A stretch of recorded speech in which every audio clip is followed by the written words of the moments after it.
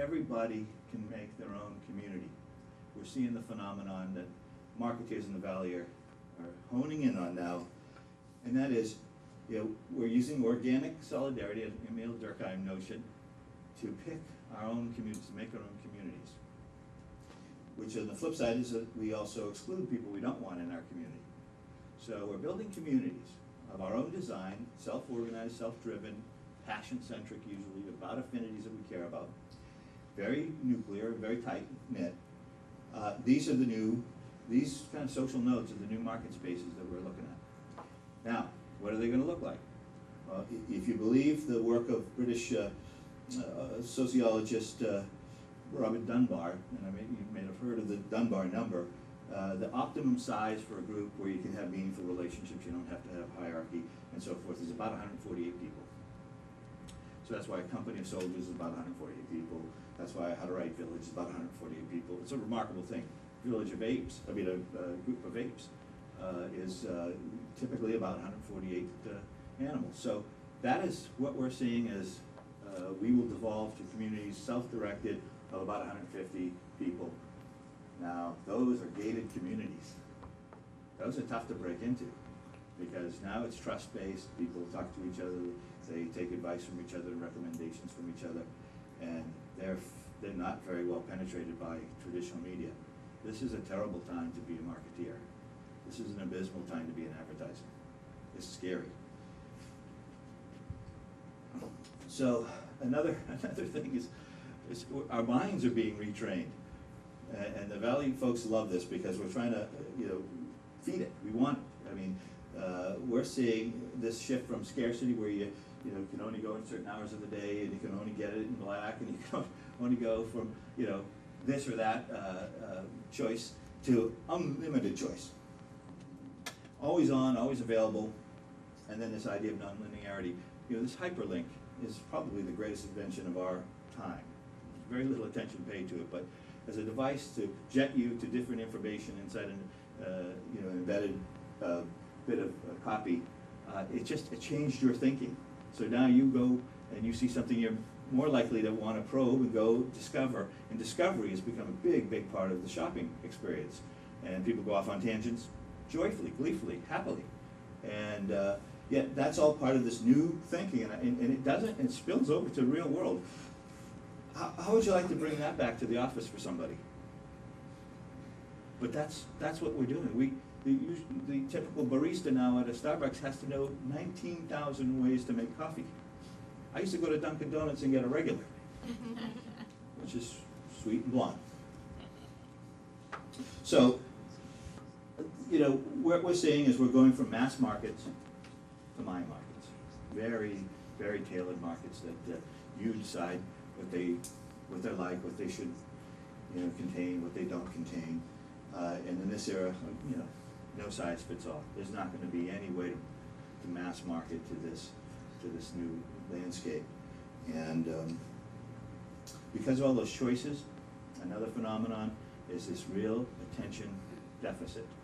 We're being bombarded 4,000, most places, more here in New York, with 4,000 messages a day appealing for your attention. Buy me, join me, come see me. You can't take it much more. And you're hitting overload, we all are. There's just too many choices.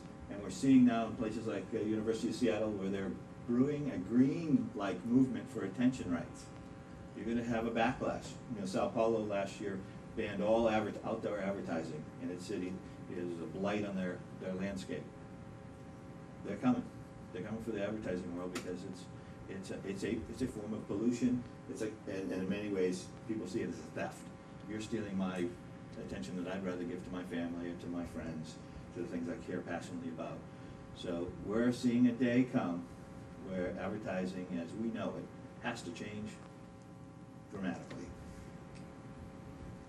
And that'll bring us to, let's call it marketing 3.0. If we're at the end of broadcast and mass anything, we've got to make a new way for ourselves. And so these new social nodes are where the action will be. Friend to friend is a medium, so we've got to learn how to tap it. And as I study in the book and say in the book, it's a lot about rumor mongering. If you read the treatise on how rumors spread and why they spread, that's what we have to understand now to spread a meme. And so it's got to be in it, you know, some kind of social grooming element, but something in it for both sides. So that's a new kind of marketing compact. No one has the answer for yet. Everybody's working on it. You're also seeing shopping mobs. You know, Half-Life, Counter-Strike, Quake, Halo. Kids today are learning to do all kinds of things cooperatively in these virtual environments. Sometimes it's obvious, grinding, you know, making small activities to earn points. Sometimes it's buying, you know, different coinage of that realm. But soon it will be real products and real work being done in virtual environments. And this is a generation coming through that are going to be very comfortable working in as avatars. One of the things that we're also going to be seeing is ad hoc shopping, where, you know, a deal will ripple through one of those social nodes. Someone will find a pair of shoes, she will tell all her friends, and there'll be a rush to go take action on that. And if you're a marketer, you want to have fairly tailor-made deals for that group. And so we're going to see some real granular work at the marketing level. Crowds to clouds. I mean, this is a real fundamental change from the idea of loyalty and supporting your long-term customers and creating loyalty programs. If you can get attention, it's going to be hard. What you want to do is turn your following into a cloud, a permanent fixture of advice, two-way advice. And what is going to be hard is that the clouds are, the best people in a cloud are the most negative. You know, the curmudgeons, the people who complain, the ones who want to take something back. And today our structure, our corporate structure, is to get rid of them as quickly as possible. Make them happy, give them their money back. But tomorrow, they are the most valuable kind of customer. They are the ones you're going to learn the most from. You got to take good care to nurture them and to develop them and to keep them. So everyone's working on ways to see how we can create and turn customers into long-term assets to the business. I say that it's not about making them drink the Kool-Aid anymore. It's have them make the Kool-Aid themselves. So that's it's a culture shift. And in a world where, you know, you're going to most likely do business with people all over the world without seeing them, knowing them, they're not around the corner, you don't know them personally, you may never be across a counter from them. The new coin of the realm is going to be trust. And systems of trust, both intrinsic and technical in nature, but also in social and human scale in nature. Back, I talk in the book to the McGribby traders of the Middle Ages. We have to come up with a new way to make sure that we can trust each other in online environments. Otherwise, you know, we will grind to a halt, and those who trust will succeed, and those who are low trust environments will fail.